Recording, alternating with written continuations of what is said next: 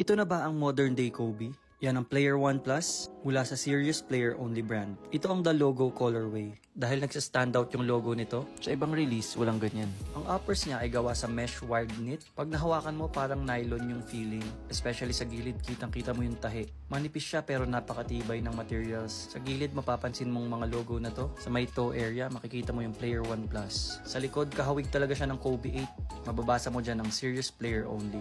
Then may logo ulit sa tongue, leather to. At combination naman ng textile sa baba. Kaya very breathable pa rin yan. Ang traction naman niya ay may carbon plate. Legit carbon yan, lodi.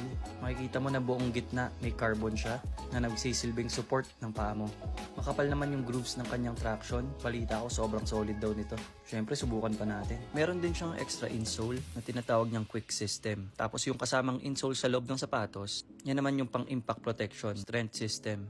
Para siyang boost, may pagka-memory foam yung kulay blue. Bale, 2 pares ng insole yung kasama pag binili mo to. Na-order ko nga pala yan sa Box and One. Kaya naman ilalagay ko yung link sa baba para maka-order ka rin. At yan na nga ang Serious Player Only, Player 1 Plus, the logo colorway. Kung nagustuhan mo tong video na to, sana follow mo ako dito sa TikTok or sa Facebook para sa iba pang basketball related content. This is Kuya Jogs. Peace!